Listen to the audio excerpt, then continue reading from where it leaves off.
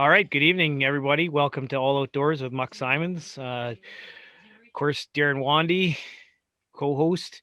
Tonight we got a great show.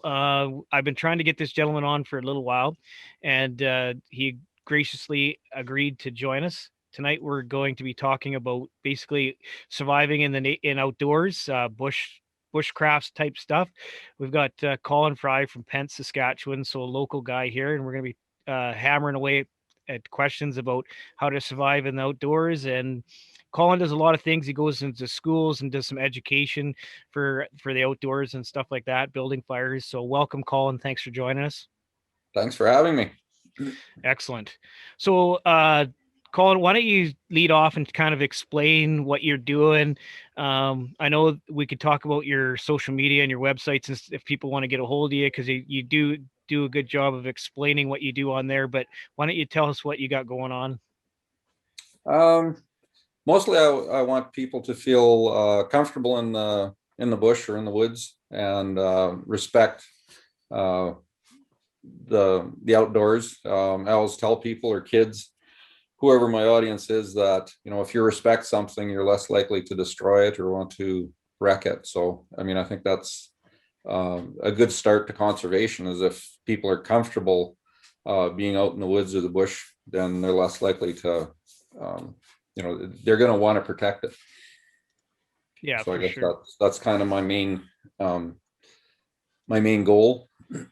So is what you're doing pretty much like education, or like when you're doing these presentations or these school visits, what are you doing? Kind of depends on what the teacher want and what their curricular outcome is for the course. But I mean, I do a lot with fire building, with knots, um, cooking, cooking over a fire, that sort of thing. And then just general safety, knife safety, axe safety, um, you know, shelters, building shelters, both, just sometimes it can be as simple as just putting up a tent properly, finding a good location for your tent for the evening. And then, yeah, you of course could go into like your lean-tos or your bushcraft or your bush shelters. More and more schools in the province are getting into outdoor classrooms, Yes. outdoor ed clubs. Not an outdoor ed club, but maybe have a wildlife management class. Yeah. Yeah. Are you seeing more and more of that, Colin? That's pretty frequent with the outdoor classroom. And give us a brief kind of what is an outdoor classroom? Um, well, with COVID now, there are a lot more where they'll just take the class outside and do, how can we interact with nature? Or, I mean, sometimes it's just as simple as they're just outside. Yeah. But ultimately, it's good if they can interact with nature and use different things in nature to help with the class. I mean, I love using, say, nature for, say, some math classes. Like, let's use a compass and trigonometry to figure out the distance between, let's imagine a river here, and how far across is it, the river, and we can use our compass, we can use trigonometry, and we can figure out the distance, or how high is this tree. So you can kind of take the book stuff that you use at the desk, but then now we can actually apply it to something practical. And a lot of the kids that maybe would have trouble relating to that in the classroom, all of a sudden they're outside and they can kind of see how it's actually practical. I could actually use this now, and if I'm going to set up my tent, am I a safe distance away from this tree that looks like it could fall over in the wind? So when you come into the schools, Colin, what's the feedback you get from the kids? Like, what are they taking from that? They usually quite enjoy it. I quite often will get more feedback from the teachers saying, like, can you come back, because the kids are actually well behaved and listening and not goofing off. But I mean, it's like anything. It's the new guy, so there's a bit of a novelty there. But then, I also am blessed that I'm teaching something that I'm very passionate about. And it's kind of a new angle. Like I said, it's kind of a new angle on things. Like, just a couple of weeks ago, just before it got really warm, I was out with the school and we built a bunch of igloos. And we did it in the traditional way. So it was, I was incorporating the sort of the stories that the Inuit would tell as they're building the igloo, but also, the physics and the geometry of how the blocks are cut, how the blocks are all fitted, the spiral, how you're using gravity to interlock and hold everything together. And then, like when you're actually laying inside the igloo and you're looking at this block that's like almost horizontal, like how is that staying in place, not falling down? But again, there's a lot of physics and geometry involved, so it's cool. The thing that I just listening to you talk here, the two things I picked up right away were practical and respect. And putting those two things together, I think a lot of that maybe has gone to the wayside with technology, or maybe kids not getting out into the outdoors. When you're talking about respect to young people when it comes to the outdoors, what are some driving forces that, what are some things that you're really pushing to those kids? Like what does respect mean when it comes to that? Just that, everything's living. And so say, for example, we're teaching fire building, and I'll say, okay, like a birch bark is a lovely fire maker, right? And so I'll say, okay, like, peeling the bark off the tree, if you can peel it off with your fingers, you're actually helping the tree. You're giving it a bath. You're pulling all the fungus and all the bacteria that's on that outer bark off of the tree, and you're helping it. But the second you take your knife out and start cutting the tree, now you're hurting the tree. So that's sort of a respect, right? The tree's willing to give you the bark to start the fire, but now respect the tree enough so that you don't hurt it, and again, like going back to say that birch bark thing, I'll say, I know I need a fire at lunch, or I know I need a fire at supper. So I start collecting my birch bark, my tinders, my kindlings, like well back, like, if we're canoeing, we stop, so we stop for a pee break or stop for a quick snack, and I see some tinder there, I grab it, I'm stuffing it in my pocket. I'm not doing it at the campsite, because we've all been at those campsites where like everything is stripped for like 100, 200 meters back from the campsite. There's not a twig, there's not a piece of birch bark, there's nothing. But a half hour back into the hike or an hour back into the canoe, there's lots of it. So we can spread out our gathering, and it actually helps the environment, and we're not totally denuding that one area. So we're respecting, we're actually helping nature to be healthy. Mm-hmm. So sort of like that. So that, that would be an example. If you were to give somebody some advice, what are three? I'm a MacGyver fan. MacGyver always carried a pocket knife and duct tape and gum and maybe a paper clip. If you were to give somebody some advice on what are the three essentials as a survivalist or a bushcraft guy, what's your three go-tos? Well, like Morris Kohansky, I don't know if you've heard of who he was. He's kind of the survival, bushcraft guru in Canada. Okay. And he said, he basically said that for any project, 1/3 was skill, 1/3 was tools, and 1/3 was material.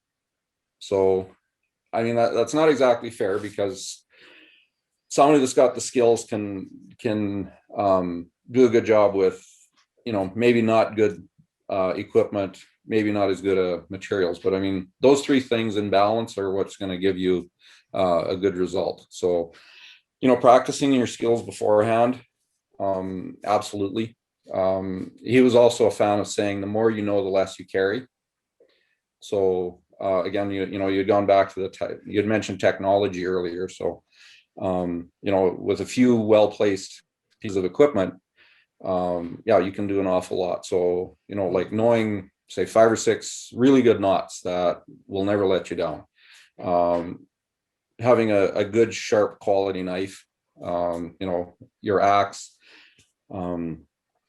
and then, are we out for the day, or are we out for a while? Am I building like just a survival kit that if I get lost when I'm hunting, or I injure my ankle when I'm hunting and I can't get out, like, do I have, say, the silver survival blanket and some cordage and a piece of poly, just in my little day pack, and then I can create that warm microenvironment that I can, survive for,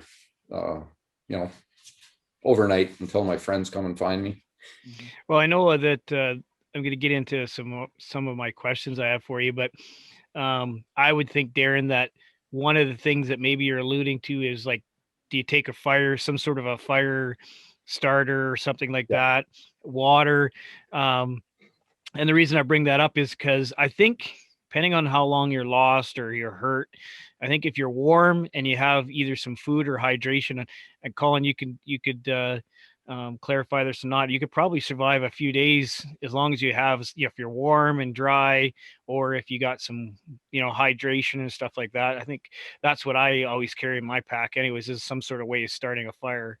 Yeah, that's pretty much it. Like, if again, Moores would say that, if you can get your sleep and stay hydrated, and yeah, thermal regulation, whether you're not getting too hot or too cold, depending on the weather, yeah, you should be able to survive, the 72 hours that it would take somebody to find you, as long as you have, told people where you're going, which kind of is your number one thing. Tell people where you're going, so that if you don't come back, they know where to look and they know when to start looking. So one of the things I was reading about with you, Colin, is that you sort of specialize in, or you teach in these presentations, how to start fire without your traditional methods. Yes. What kinds of things are you talking about there? So for me, like my match, or my lighter, would be a ferro rod, like the man-made, what people will call a flint. So the ferro rod, and then the back of my Mora knife. So that's where I would make probably 90% of my fires using that. And then I also use the bow drill. I use the traditional flint and steels. And when I'm teaching that at the schools, I usually just give them a hacksaw blade, a high carbon hacksaw blade. And then, depending on the amount of time we have, I'll get the kids to actually look for rocks on the ground, and so they can test and they can see what rocks would actually spark. I've made my own fire piston, which is more of a Filipino type of fire lighting, Indonesian type of fire lighting, but it's kind of cool because it is based on compression, which the rumor has it that Rolf Diesel either saw it being used, or a friend told him about it, and it twigged in his head the idea of I could build an engine on this concept. I've done a little bit with the hand drill. We don't really have the best materials around here for the hand drill, so it wasn't traditionally used here a lot. I mean, it was, but so I have done some with the hand drill, and a little bit with the fire plow as well.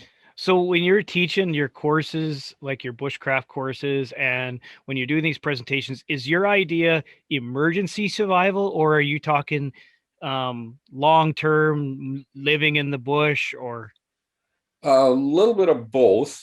Again, usually it's bushcraft, so that's kind of just learning how to live in harmony, and learning what you can do with the materials you have at hand. And I think a good bushcrafter should be should be able to survive well, because again, they've learned how to tie knots, they've learned how to build a shelter, they've learned how to build a fire, by possibly different methods under adverse conditions.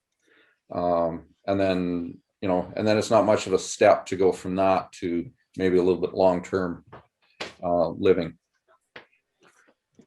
So, like bushcraft stuff, we're talking just some traditional, some new age stuff, water filtration system, stuff that comes like super small. It's actually pretty compact these days. Are you big into kind of some of the new technologies as well that's out there, or where do you Yeah, I'm not adverse to using new technology, especially like water filter would be a good example. The ferro rod is another good example, and then the little silver blanket and the polyethylene, and cordage, like your paracord and some of the newer cordages are extremely strong for the size. Mule tape is another would be another example.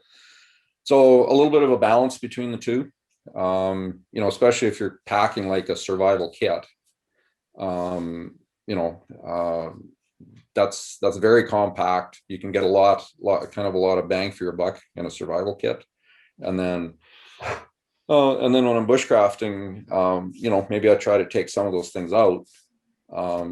But depending on how long I'm out for or what I'm teaching, or, say I'm on a canoe trip with a school group, I might show them how to make a chair. Okay, so rather than taking a camp chair, it's like, okay, well, if we have these 3 logs and a little piece of a tarp, we can make a really comfortable camp chair just with a couple knots and some time, right? So I like to kind of blend and marry the two as needed, and how long we're out for and how much room we have. How long you been doing this type of work, Colin? Well, I grew up on a farm, so probably ever since I could, go down to the creek and hunt frogs. It was kind of, and trap rabbits and snare rabbits. And then it just sort of grew. I mean, I actually was a mechanic for 27 years, but yeah, all my days off were fishing, hunting, bushcrafting. Where I really started to get into and again, I'm not a fan of the word survival, but people know what that means. I started going on canoe trips with my cousin, and so as we started going farther and farther back away from the road, being any good young male, I thought, well, if we tip, like, what am I going to eat? That was my biggest fear, was that I wouldn't have enough to eat.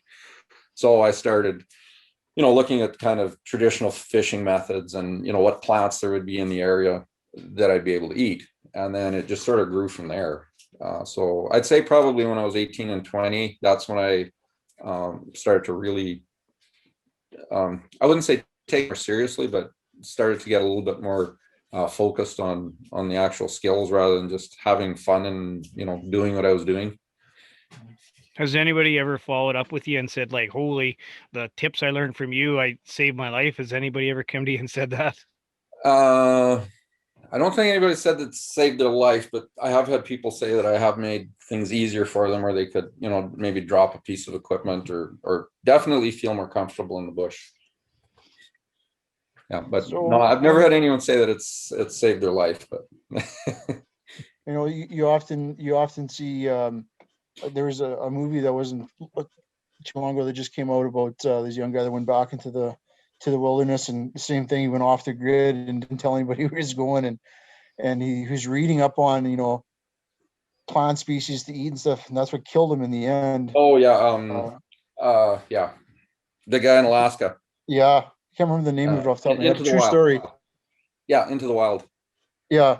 Yeah. So like that basically is what killed him in the end, is he ate the wrong plant and it poisoned him, right? So, well, there's actually a little bit of controversy over whether he actually had picked the wrong plant, or whether there was a fungus, kind of like an ergot, on the actual plant. So there's a little bit. I've read a couple of different accounts of it, but yeah, in the end, that's what.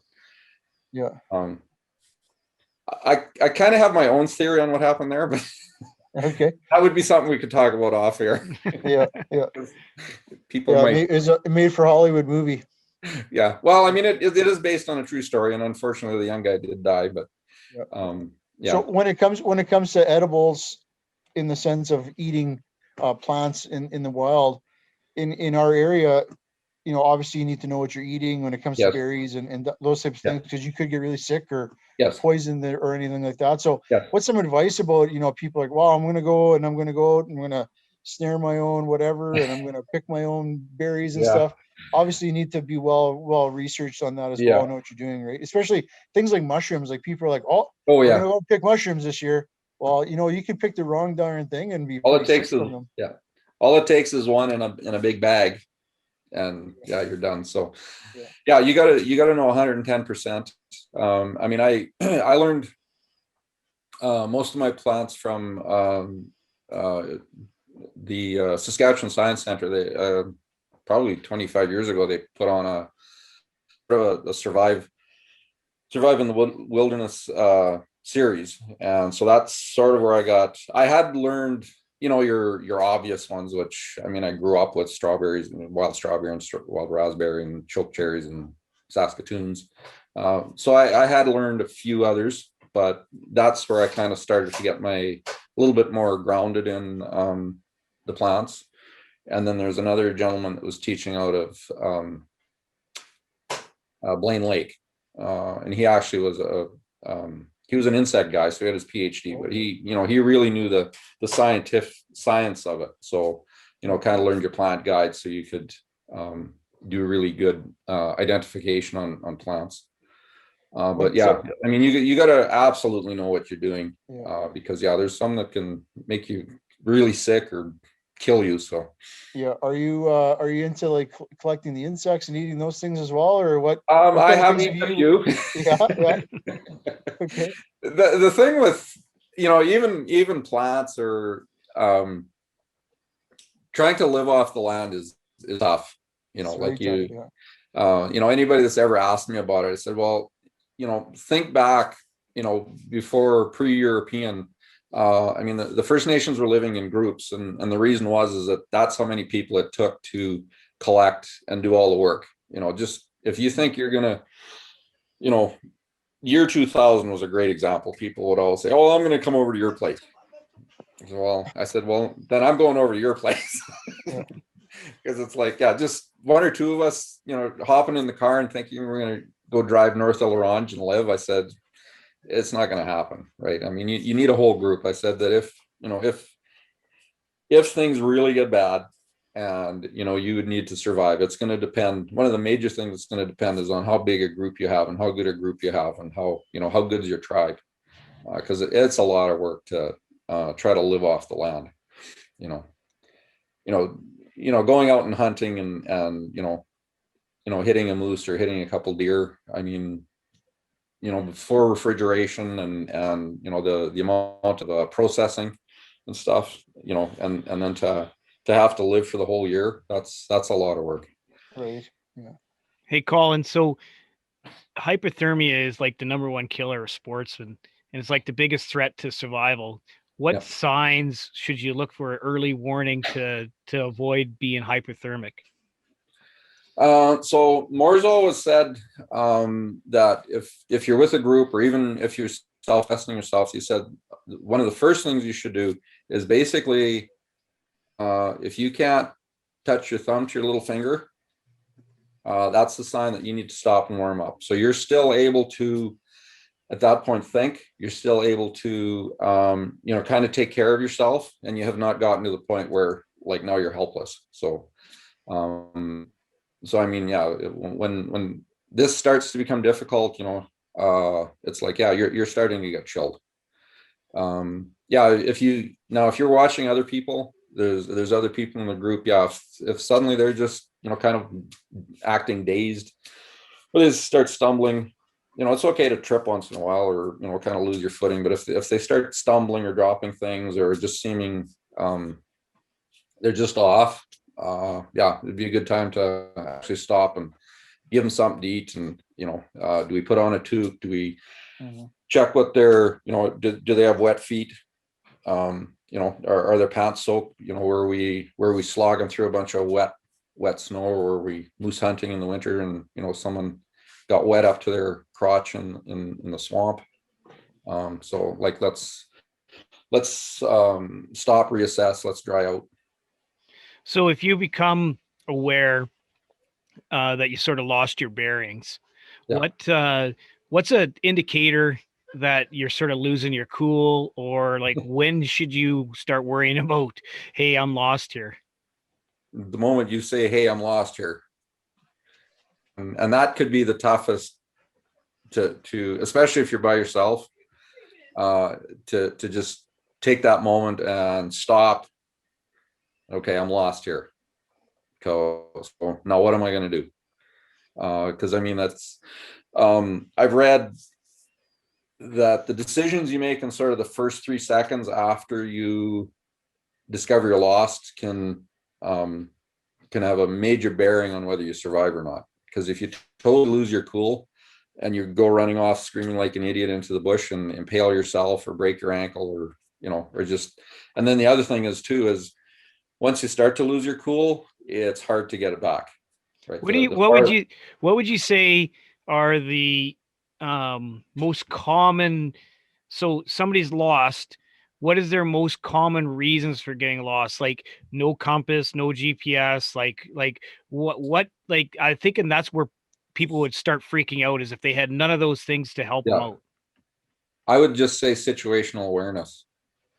Like you're so focused on following the moose track, and you've made like 3 or 4 turns and you've crossed this stream 3 or 4 times and you've gone left, you've gone right, you've gone around, and all of a sudden you look up and you go, oh, yeah, like where am I? Right. So you're so focused on following this that you're not aware of where you are. I mean, when I was for a while I was involved with the RCMP. I was a volunteer with the RCMP search and rescue, and like berry pickers, mushroom pickers, birders, people that were watching butterflies. I mean, they get so focused on, oh, there's a blueberry patch over there, so they pick, oh, there's another one over there, and then half an hour later, no idea what direction they went because they're so focused on what they're doing. So what is your recommendation to somebody? Because I guarantee that's happened thousands of times. yes. What is your first response to somebody to say to them, like, what should they do to prevent that from happening? Not prevent it. If they realize they're lost, what should they do? Well, just to stop and have a quick look around. Now, how long ago was it since you knew where you were? Was it 5 minutes? Was it 15 minutes? Was it half an hour ago? Was it in the morning? But yeah, the main thing is to stop and take a look around. Now, it's good advice to get high and maybe you can see a road. And when you stop, I mean, just stop, listen. I mean, maybe you can hear a highway, maybe you can hear a road, and okay, well, and that's my direction of travel. Maybe I can hear a creek. I know that at some point I was beside a river, so well, maybe I can hear the river.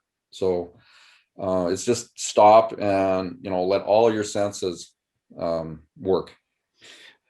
Lots of times the panic sets in, right, and people start getting jumpy. I know the search and rescue, one of their big things, I know with the child program they teach is the Hug a Tree program. Yes, yeah. And they just want kids they want kids to hunker down and stay put. Yeah, I teach that one. I've taught that one. Yeah. Because so what's the concept of that? You tell them to find a tree that looks friendly, that they can make a friend with, that they can talk with. And it was actually started by a guy, and he actually tracked for the U.S. Border Patrol, but they were quite often called to do search and rescue with lost people. And after he'd found like his 3rd or 4th child that had died, he said, we got to do something about this. So he came up with a Hug a Tree, and it's basically if the child feels they're lost, they should find a tree that looks friendly that they can hug and talk to. And so that does two things. It keeps the child in one spot, and it helps to keep the child stay calm. And then if they hear a noise that seems scary, they should just yell at it. Because there was I think it was in Nova Scotia. There was a child that was lost, and they did find the child, thank goodness, alive. But when they sort of were interviewing and talking to him, he said, I was so scared. There was these one-eyed monsters coming and yelling and making all this noise. Well, it was the searchers with their headlamps. Yeah. And the child freaked out because, in their mind, they were scared, they were freaked out, and it was this one-eyed monster. So, right. So then, the Ab Taylor thing is, well, if there's something coming and you're scared, yell at it, because if it is a searcher, well, then they'll hear you. And if it's something else, I mean, there's a good chance that it will scare it away. Yeah. The other thing, when it came to that, when it kind of learned from the program was, kids are taught not to talk to strangers. Yes. And when the searchers were calling out, they're, Yeah, they'd go call ahead. out, they weren't responding to them because, well, you're not supposed to That's talk what to you thought, strangers, yeah. right? So they're being quiet, and then searchers were walking past them. Yeah. So Yes. that's when, you're just saying, like, if something makes you answer, you're scared, you're supposed to yell at it. And then obviously it's a very good program. Yes. I've covered it a few times. I've got some local guys that come in and they talk to my students about it. It's very good. And then they hand out the little, pouch, silver wrap thing that you can never put back in the bag once you take it out. So, and the orange garbage bag. It's a very good program for sure. So, and the orange garbage bag and the whistle. Yeah. So Colin, one of the things I'm guessing that you probably help people deal with is the weather, and the fact that weather can turn bad, relatively quickly. So you're lost, the temperature's plummeting, the weather's, not the greatest. You just have a day pack. What would you say that you could tell somebody that would conserve heat to make sure they can make it through the night? Stay dry, stay out of the wind. So is that hunkering under a tree or? Yeah. I mean, that's the concept. Doing it might be a little tougher. I mean, that would be, because we all know about wind chill, right? And I mean, we've all been in a wet t-shirt in the summertime, knowing how it. So I mean, those are your two. I mean, certainly the temperature is your enemy, but if you're dry and out of the wind, you can deal with a lot lower temperature than you could if you're wet or in the wind. Yeah. Now, certainly if you can get a fire going, but again, just like we were talking about, living off the land, like in cold temperatures, having enough firewood to keep you warm the whole night that's a lot of work. Like I have spent the night at -40 in front of a fire, and it's a lot of work. You don't get much sleep. You survive, but it's a lot of work, and you gotta cut a lot of wood, and you end up tending the fire a lot. So it's more your clothing and your insulation that'll probably save you. So again, if you're if you throw that extra wool jacket, maybe the extra wool socks and mitts and a vest, say, in your day pack, just to have, just in case. So would you recommend that, say, a hunter is lost, and I would say that adults are probably pretty stubborn when they get when Yes. it gets dark, they want to work themselves back, but they might get themselves even worse lost. Would you say if I was in the bush and I lost my way, that I should just kind of stop and then hunker through? Because I got a feeling that hunters probably just trudge all night trying to get themselves out. Yep. Run into lakes or creeks or stuff And like just that. and then you get yourself more and more and more exhausted, and your chances of injuring yourself increase. And then when you finally do collapse and you're so exhausted, then of course that's really when hypothermia sets in, right? I think recently wasn't there not a snowmobiler that perished, got lost? He went back for another sled or something, like just in the last just a couple weeks ago. He fell through the ice. But I think he got lost though, didn't he? Like he ran into a lake or something like that.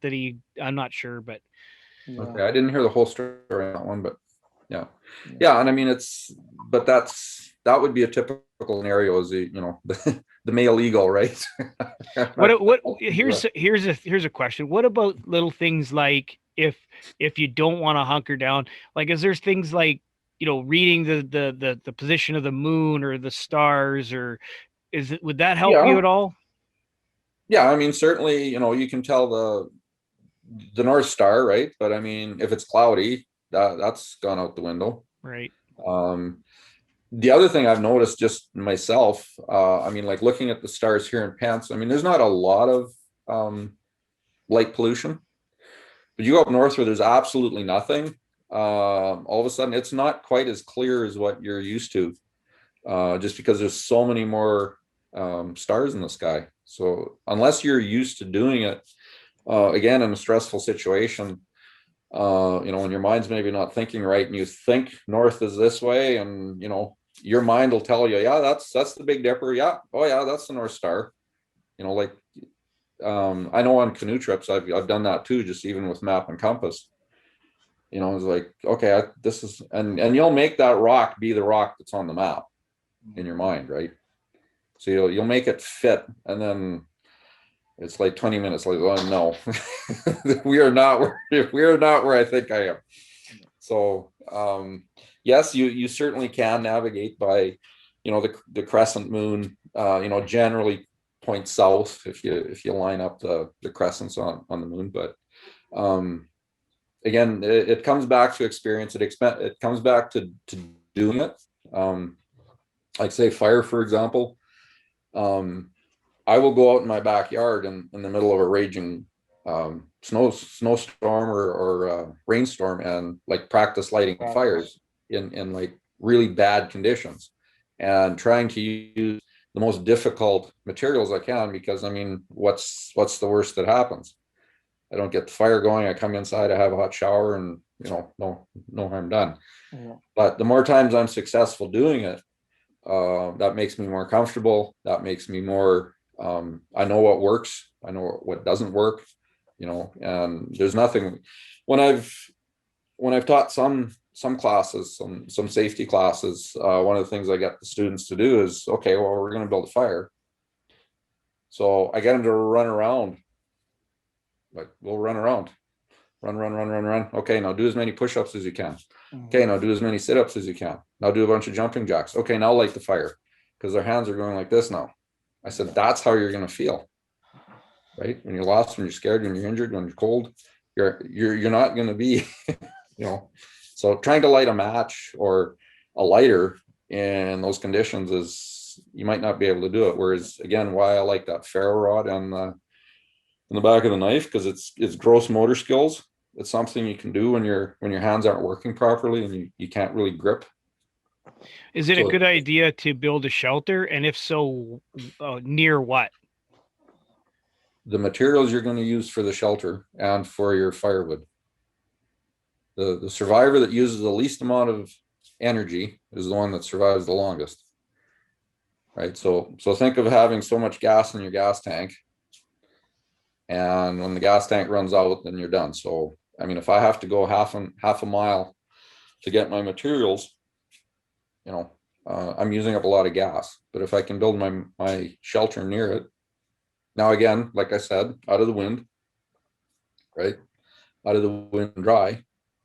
So the one that I can find that's the driest, out of the wind, and nearest my materials, is probably going to be the best. Well, in Saskatchewan here, like I was a guide in BC for a good part of my adult life, and you referred to it earlier. We can easily get elevation because we got mountains. So yeah. if we could see a mountain, you can generally get up there and you can get your bearings that way. But I will say in Saskatchewan, we probably have some of the densest, scariest bush of all, yeah. And especially with the undergrowth that we have here. Where's the best place to build a fire or to build a shelter? Under a spruce tree, or like what would make a good location? Like if you're lost and you wanna make it through the night. Well, I don't want to start the tree on fire, right? So I don't want to make my situation worse. So yeah, dry. So I don't want to do it in the swamp. I don't want to do it. So I want a fairly dry spot. Having overhang.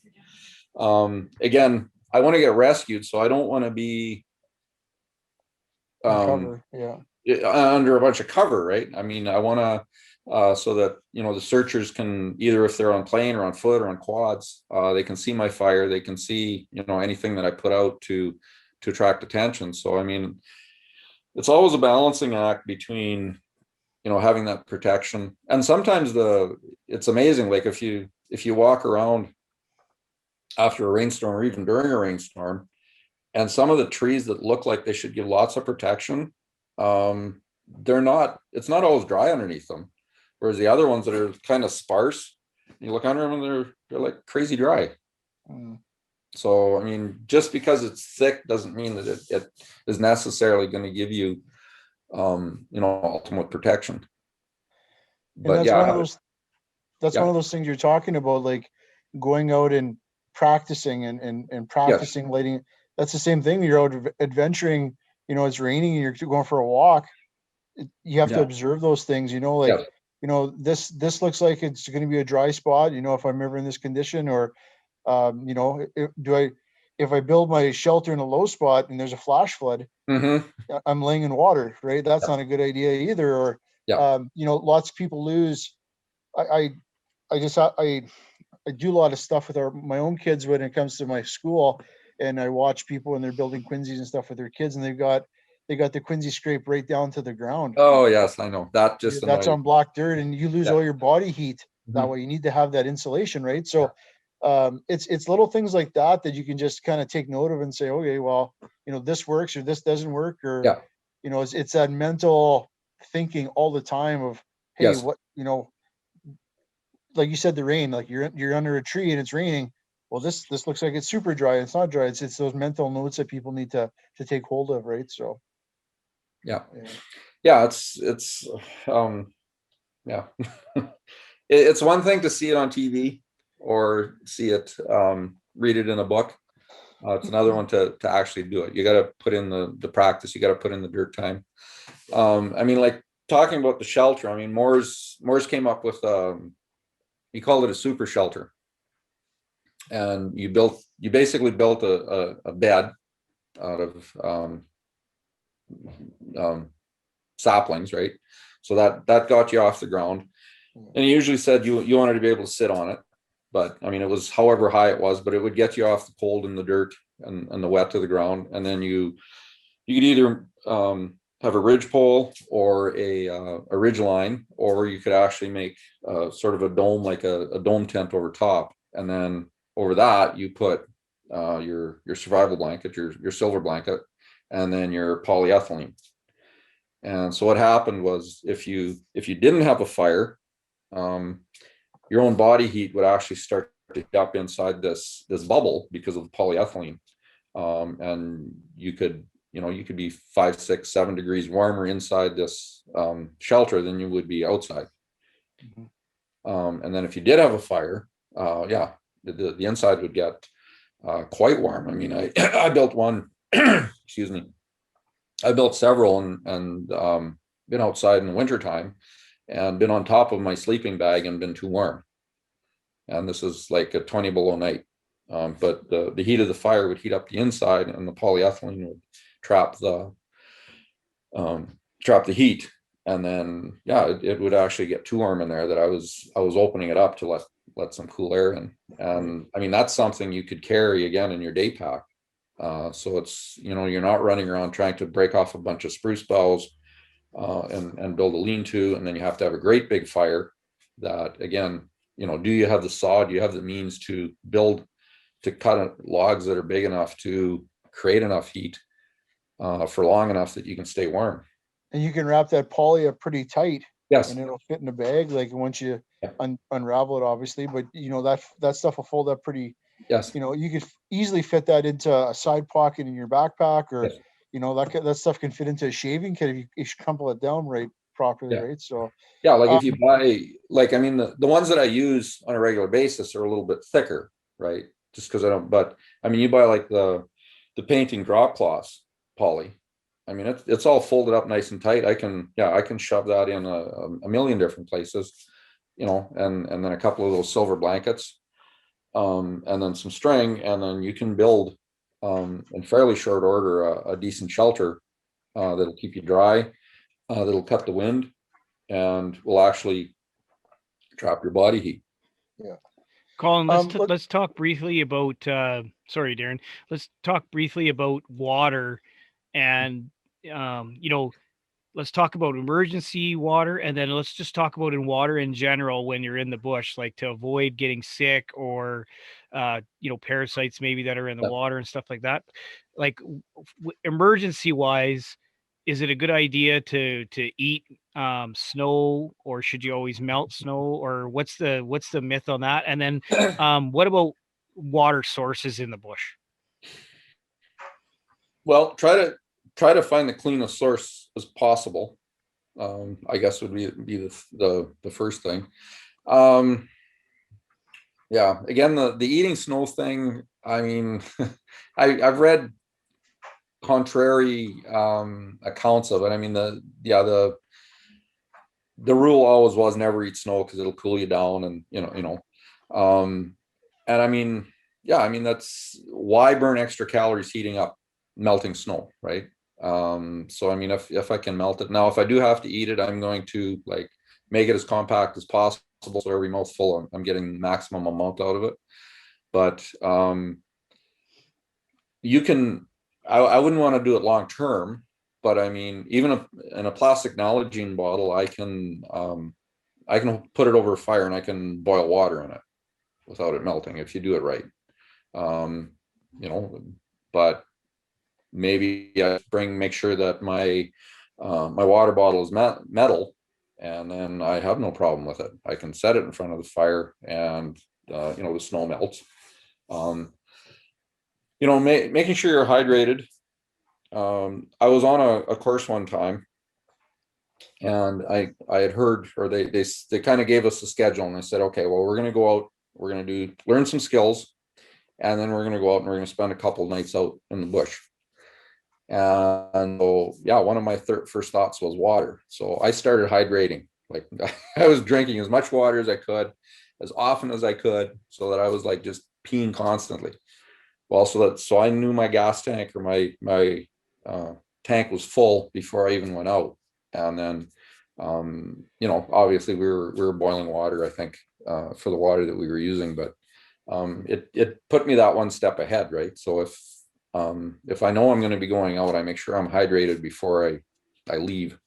Would be a good first step. And then, yeah, bringing water, and then having a means to either filter it or boil it, or whatever method you want. Again, like you were asking about the newer technology, I mean, yeah, there's some great water filters out there, and some of them are just very small.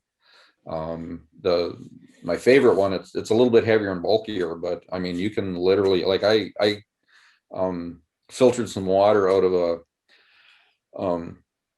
a beaver pond in southern Saskatchewan in August. So you know how that would look. Okay, so it's like you moved about 6 inches of scum away, and then I filtered the water, and it was fine. Is that a water bottle type one? Pardon me? Is that No, this was an actual pump. This was an actual pump. Yeah.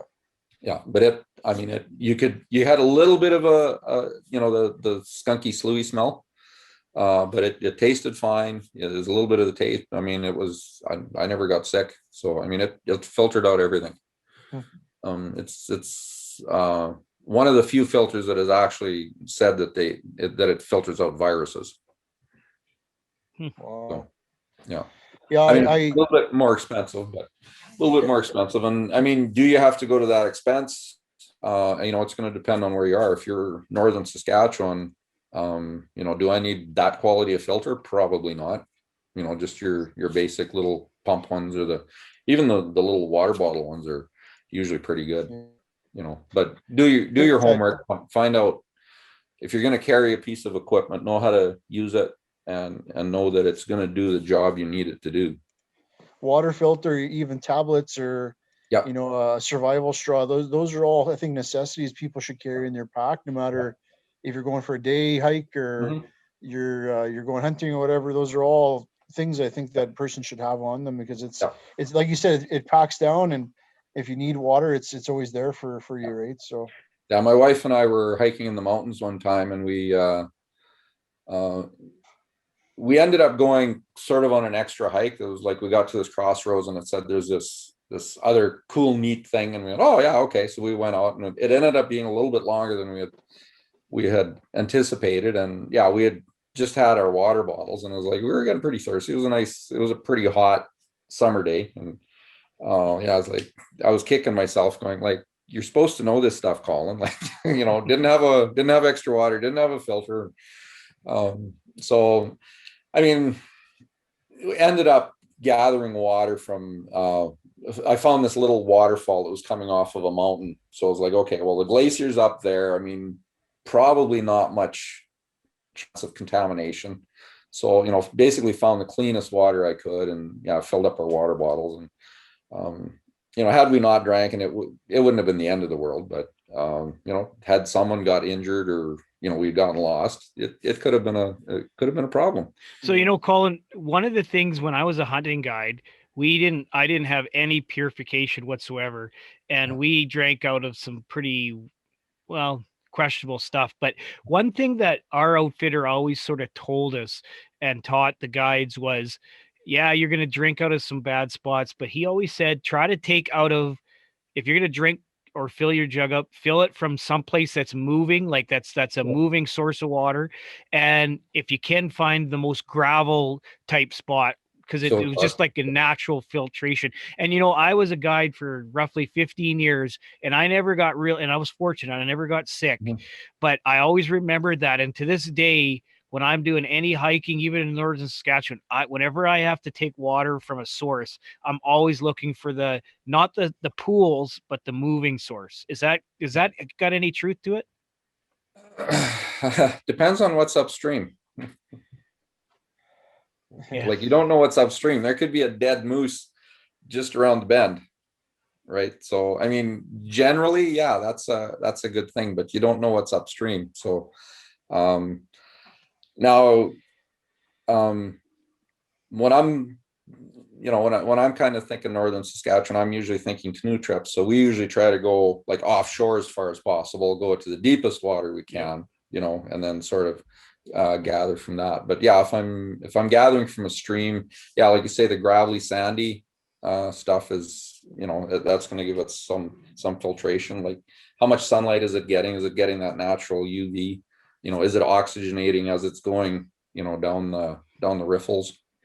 So again, it's the cleanest source possible. I don't know if this is a wives' tale or not, but I once read that if your horse drinks from it, you can drink from it. I mean, yeah, I don't know. I think I've heard that too, Darren. Yeah. I don't know. I've seen horses drink some pretty bad water. Yeah. Cows, on the other hand. The thing is, at the end of the day, we're not drinking from the Ganges River. If it's a matter of dying or living, I'll probably drink, whatever water I can get rescued, and then, hopefully I didn't catch anything too bad. Yeah. And right. Then you can seek medical attention. Would you say that that's one of somebody that's in the bush, regardless if they're camping or if they're lost, is probably one of the things that people don't realize is they don't drink enough water when they're in the bush. Yeah. And they get dehydrated, and then they start losing like their thinking and stuff like that. Yeah. Especially in cold temperatures.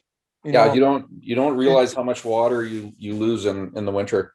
Yeah. And it's a pain, right? Because water's, you bring it in and it freezes, the lid freezes, the bottom of, I mean, the pot's not as bad because you start the fire in the morning and you just melt it, but your Nalgene bottle or your clean canteen or whatever you're using freezes. So it's a real pain. And then, melting the snow or chipping the ice off the lake, it's not as easy as just going to the side of the river or the lake and scooping it out. So it becomes a real pain to deal with. And then in the middle of the night at 3 a.m, when you got to get up and go pee. but no, it's really important to stay hydrated even in the winter. I'm interested in talking about clothing. Let's talk about winter, and maybe start from feet and work our way up. Talk about base layers. I know there's some people that wool and those, but there's so many things on the market now. There's new technology as well that maybe the long johns aren't cutting it anymore. There's new stuff that's out there that's more wicking. Yeah. Let's start with feet. Let's work our way up in some points. Well, I'm not gonna profess to be any kind of like technical clothing guru, but I'll tell you what works for me. Yeah, so from the feet, so we're talking cold temperatures, cold winter temperatures. Yeah. Yep. So I like a pack boot, so one that I can actually pull the liner out and dry or whatever. Maybe have if I'm going to be out for a long time, maybe even have an extra set of liners in, rather than one that I can't pull the liner and the insulation out. And then on my feet, either like a thin nylon dress sock or some sort of liner sock that again like wicks, and then wool, smart wool socks are kind of the ones that I've been using lately. And the other thing that I like in my pack boots is the like an insole that's mesh at the bottom that I put underneath put under between the boot and then the liner, so that as you're walking or you're moving around, some of the moisture gets squeezed out of your liner, and it kind of drops in between the mesh and your boot.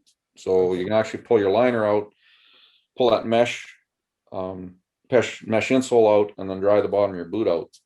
So you can actually get like a day or two extra out of a liner before you actually have to dry it. And I find that works really well. I first heard about that from the military. They did it in their Sartec boots. And then have extra pairs of socks. If you're spending the night, I always have a pair of sleeping socks. So even if you think your socks are dry, there's still a little bit of moisture in there. So it really helps for a good night's sleep to have your feet dry. And then as far as long johns go, I mean, I can't even keep up with it, but yeah, basically I don't like, for myself, because my engine runs a little warm. So my base layer usually is not an insulation layer. It's just a wicking layer. Yeah. So it's just to get the moisture away from my skin. So I mean, you can buy some heavy long johns, but I find those are just too hot. I sweat them out. I get moisture in them. So I usually, for myself, my base layer is just a thin, and its job is just wicking. And then I'll start to throw in the insulation. And I'm just, because I like fire so much, I do like wool, because the modern fabrics, the polypropylene and the polyesters and all of that stuff, they don't like fire very well. So I mean, I might have a thin poly inner layer, but then my outer layer is usually some sort of wool. I've found that the pair of pants that I've used the most in the wintertime is an old pair of wool suit pants, like dress pants. Yeah, me too. Because it's really high quality wool. I found a pair of when Wholesale Sports is going out of business in Regina. Yeah. I should have bought, there's two pair and I bought a pair. I should have bought both of them, but I trapped in those pants basically all winter and fished in them, and they were just push snow in with them. And you think I could find a pair to replace them? It took me forever to find a pair, and the pair that I got now are definitely not the same quality. But they're amazing, that's for sure. So I really like wool for my insulation, because it does, keeping you warm when it's wet. You're not toasty warm, but it's obviously a lot warmer than if it's cotton or something. So and then is it windy, is it snowing, is it sleeting? So then some sort of an outer layer that is going to protect my insulation, that I can easily pull on and off. And then basically, if I'm going to be active for my whole body, the saying is, I want to be comfortably cool. Right. So I don't want to start to sweat. So, just that I can feel I'm cool, that I'm not starting to sweat, I'm not overheating. And so to be able to, adjust layers, and most of the layers I adjust are on my core rather than my legs, but I might have one layer that I can pull off really quick. And then core again, yeah, base layer is just going to be, its job is going to be insulation or wicking, not insulating. And then yeah, and then I'll just build up from there. So usually my next layer after the base layer is going to be a poly, some modern fabric. But then as I get closer to the outside, I'm going to start to put on the wool. And then yeah, my wind, my kind of waterproof layer on the outside.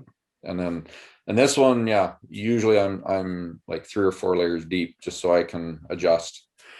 And I'll usually have like a down jacket that I can put on when I'm stopped, right? So I can pull it out of the pack, and once I start to feel that I'm just starting to cool down, then throw that on so I can conserve the heat that I've produced when I've been working, when I'm having a snack or whatever you're doing, taking your compass reading or fixing something, whatever, so that you can conserve that heat and you don't get chilled. And then just before I leave again, then I can take it off really quick, throw it in my pack, and away we go. Gloves or mitts, yeah, again, base layer, silk. I have a pair of silk gloves that I got from one of the surplus stores. So it's actually the Canadian Air Force, because they're very fire resistant. So I could, if I am down to that, I can deal with fire. And then usually a pair of wool gloves. And then depending on how cold it is, yeah, then I start to go into the mitts. And then, so whether your outer layer is something modern, or you want to go more traditional, like having fur mitts, which are incredibly warm and beautiful. But yeah, just having that outer layer that's windproof and waterproof. I read once somewhere that they said you lose about 60% of your heat through your head.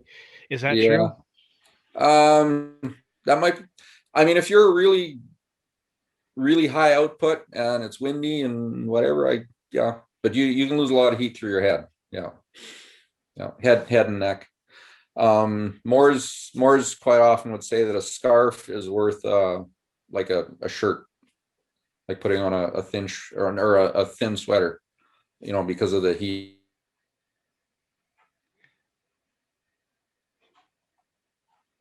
I think I lost your audio.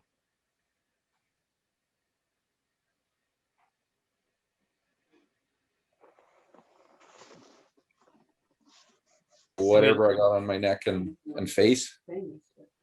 And then again, your head. Again, I tend to. Hey, Colin, sorry to interrupt you. Can you just go back there? I think we lost your audio there for about 10 seconds while you're talking about the scarf.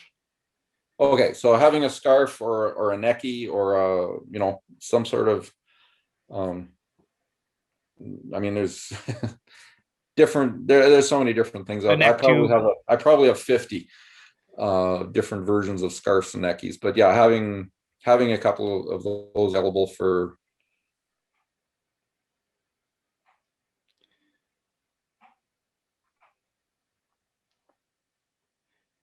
Doesn't like the scarf talk. No, it does not. Lost your audio again, Colin. Okay. There, I got you. But I think, it could be just your internet. There's glitching out. The bottom line is you want to keep that core, the trunk of your neck and going up into your head. You want to keep that covered. Okay.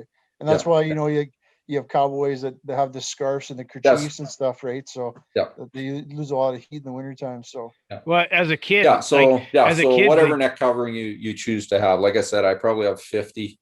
Just you collect them over the years and whatever. And then, like I said, are you going against the wind or are you coming with the wind? That can make a big difference in how much you dress or how much you need. And then head, you can lose a lot of heat through your head.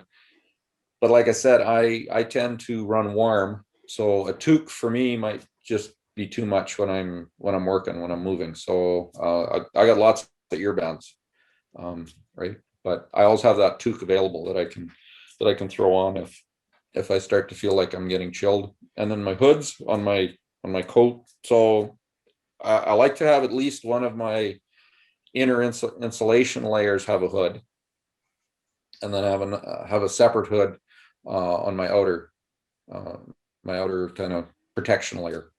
And I like a nice, well-fitted hood. If it's like crazy cold, yeah, I mean, I have like my full-on parka with the big ruff and the whole bit, right? But for most of the time when I'm just kind of working around or moving or skiing or snowshoeing or whatever, yeah, just having a nice, fitted hood to keep my heat in on my head, but still a little bit of ventilation so I don't overheat. Hey, Mark, I got a skill testing question for you. Yeah, you bet. Sure. Do you know why they use the coyote around the ruff on a winter parka compared to synthetic? Probably has something to do with, I don't know, the heat, like the because it isn't fur hollow, and probably, I don't know. I'm just guessing here. Yeah, Doesn't stick to the wild guard hairs. yeah. Oh, I know why so they use the Wolverine. The Wolverine is the best. Oh yeah. That was the ultimate one, was the Wolverine. But yeah, because of the different size in the guard hairs, so Yeah, that and the frost frost it doesn't wouldn't stick frost to when up. you're breathing and stuff. Yeah. If you look at somebody who's got a synthetic, like a man-made material one, Yeah. from your breath and stuff, it clings to your face. Mhm. Whereas the coyote, like on a Canada Goose or whatever, I heard Canada Goose is actually going away from that now. But the coyote that's around the Canada Goose, it doesn't, the frost and the snow doesn't stick to it. So Colin, so we're gonna wrap her up soon here, but Sure. we threw a lot about if you got lost. I know that's just a small part of what you teach. Let's talk about your bushcraft courses, your social media, your your summer, your fall outdoor courses, stuff like that. Like, just fill us in how people can get a hold of you, how they can book you to do these presentations. Like, let's how can Okay. people get use your So services? probably the easiest is Colin Frey, COLINFREY. Renewed by Nature is my company name. And then on my Facebook post, probably that's where I advertise my courses. That's where you could get a hold of me. For booking so I am doing a bushcrafting course April 21, 22, 23, I think. What are people going to get out of a bushcrafting course, Colin? Just real quickly. Okay, so a quick itinerary would be we would do a session on knife safety, axe safety, saw safety, sharpening a knife to razor sharp. Then we would work on splitting wood with a wedge. So splitting a billet with just using a knife and a baton rather than an axe. And then from those billets that they've made, they're going to start to make curl sticks. And then once they've made the curl sticks, then we can light our evening fire for cooking. So we do a quick thing on cooking over a fire. I usually have one or two carving activities in the evening, or a couple of, make some bushcrafty things in the evening. Then the next day we would work on traditional, or like the tinders you'd find in the woods around you. So we'll do a thing on fire lighting, again with the ferro rod, and then some man-made tinders. Then we'd make some rope out of baler twine. We'd start to work on some knots. Then we would work on the bed, the Moore's Kohansky bush bed, and some sort of a shelter, whether it's a lean-to or a super shelter or something like that. Then we'd work on the finish fire. Yeah, finish fire, work some more on tinders. And then the next day, depending on the location and where we are, we might make some natural string out of inner bark of a plant or stinging nettle or something, whatever's around. Or we'd work on traditional flint and steel. So making your own char cloth, finding a rock, and starting a fire with a traditional flint and steel. And then if there's time, then we do a water thing. But Excellent. Well, what That's about a quick Cole's Notes version of it. yeah? So, how many people do you generally have in those courses? Well, with COVID, the last year I had to cancel the spring one. The one I did in the fall, I think I kept it at 6. That's kind of where I want to be again for this spring, just until we kind of see what's going on. If people want to join up, the easiest way is if they go on the Prairie Summit website. They're the ones that are actually taking the bookings. Okay. But people could certainly email me or call me if they want more information and stuff. But the actual booking and the money in that is through the Prairie Summit website in Regina. And what about schools or like education like They that? can contact me directly. Do you Yeah. have a portfolio that you kind of explain to what goes on, or they just talk to you about it? Little both. Yeah. I'm also a Paddle Canada instructor for canoeing, and I'm a Red Cross first aid instructor also. So sometimes schools will get me to teach first aid to the students. Like some of the canoe clubs and the outdoor clubs will actually have the kids take a certified first aid course. So we'll go in and do that. And as well, I am a wilderness first aid course instructor also, but that one takes a little longer. So they don't usually do that at schools, but some of the teachers want to take that one. Excellent. Well, I know that like I said, I would love to see Darren and you guys hook up in Melville, Yeah, because Darren teaches an outdoor course, and he brings in lots of guys that to help out. So for sure, I'd be interested. Yeah. Darren, do you got anything more for Colin before we let him go? Yeah, my computer battery died, so that's why I glitched out. But Colin, I might have missed it, but do you have these set at location, or do you travel and we could I set travel. Yeah. Okay. I do kind of have a spot.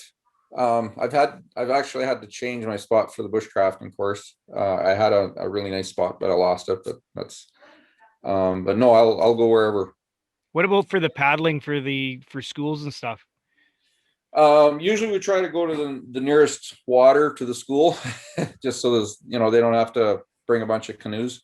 But I usually will do at least one or two lake water courses in Wascana Lake in Regina. What do you do about gear? Do they bring their gear, or do you supply it, or like No, canoes? they have to either rent it or bring it, whatever. I don't have enough canoes for that. But yeah, no, the participants would either have to rent it or bring their own.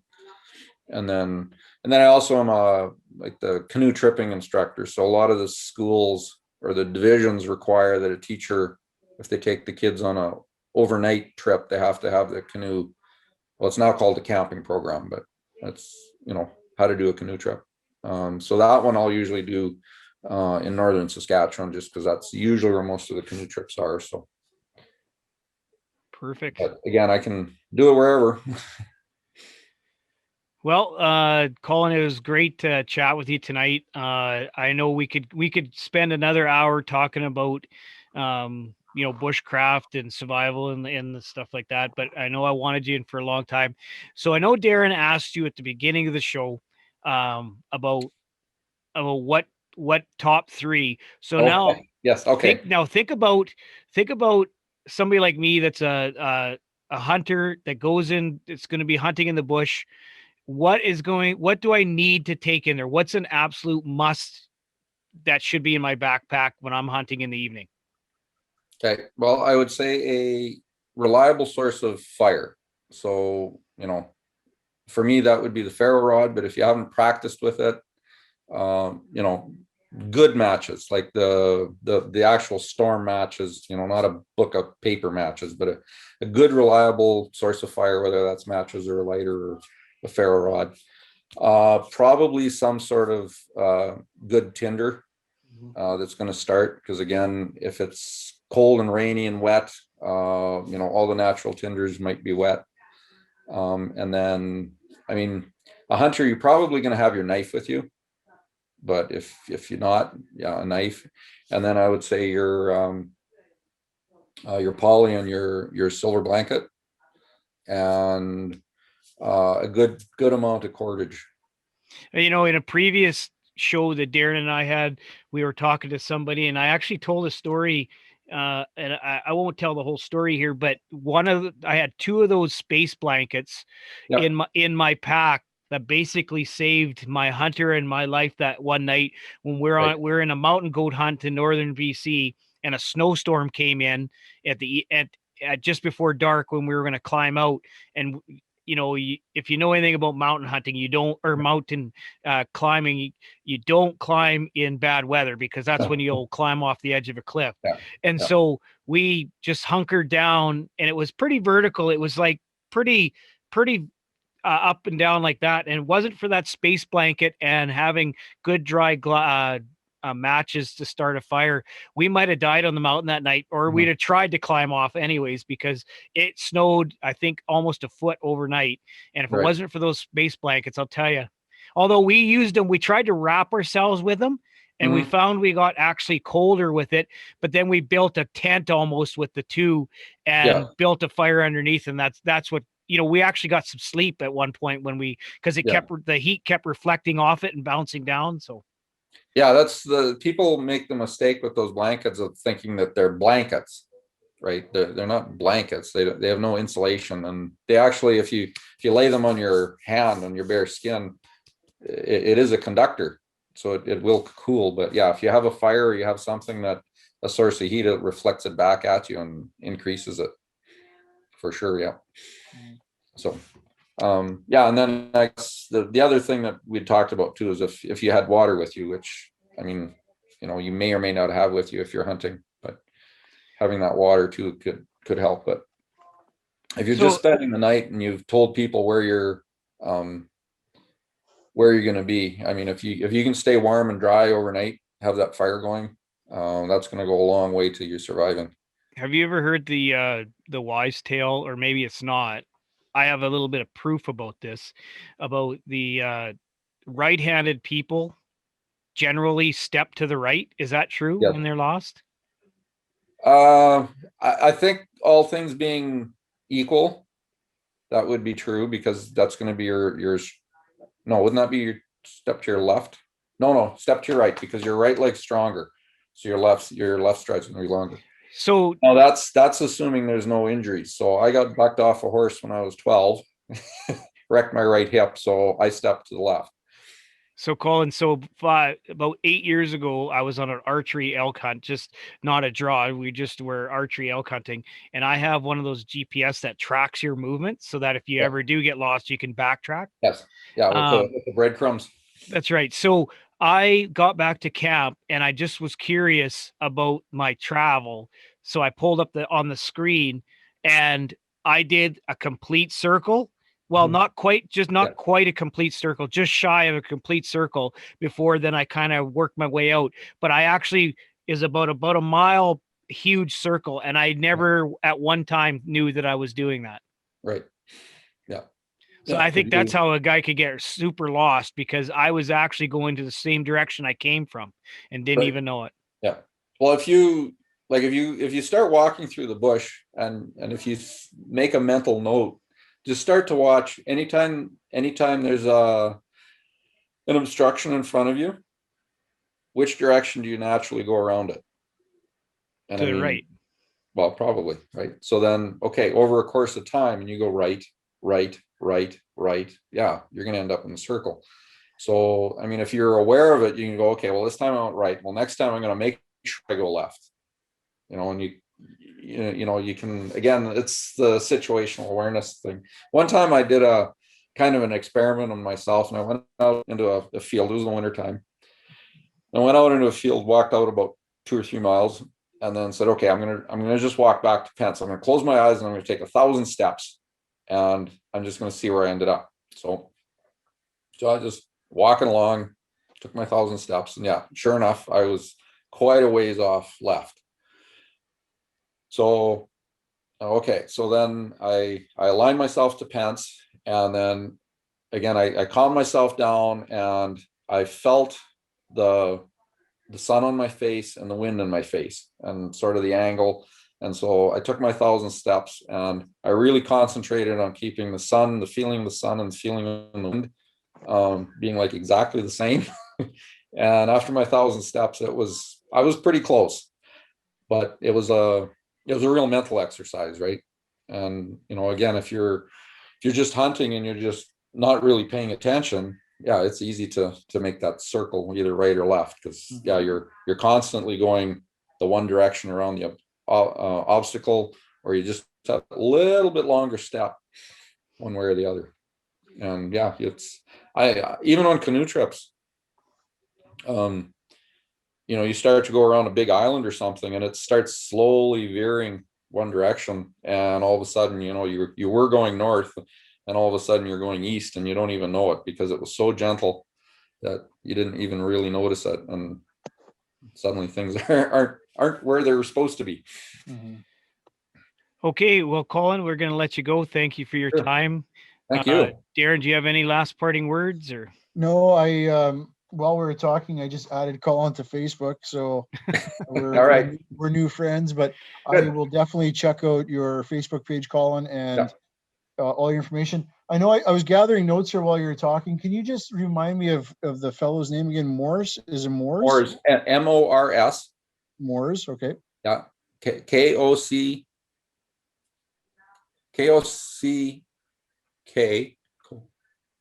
A-N-S-K-I. No, sorry.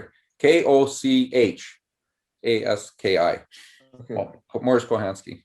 And is he a published author, or what has he got some stuff out? If you've ever read the book Bushcraft or Northern Bushcraft, he's the author of that. Okay. I'll have to check it out. Yeah, he unfortunately passed away last year. Okay. Well, I'll have to check it out, but it's definitely a topic that is near to dear to my heart, because I do a lot of stuff with students, and now that my boys are of age, we're venturing out. So I appreciate the time and effort that you put into it, and the passion you got for it as well. So we will definitely be in more contact on Facebook. So sounds good. All right, Colin, thank you very much for your time. Seeing you in person. Oh yeah. And maybe so thanks, Colin, for your time, and good luck this year, and hopefully you get lots of people come out for your bushcraft. I mean, no place better to avoid COVID than in the bush. You bet. Yeah.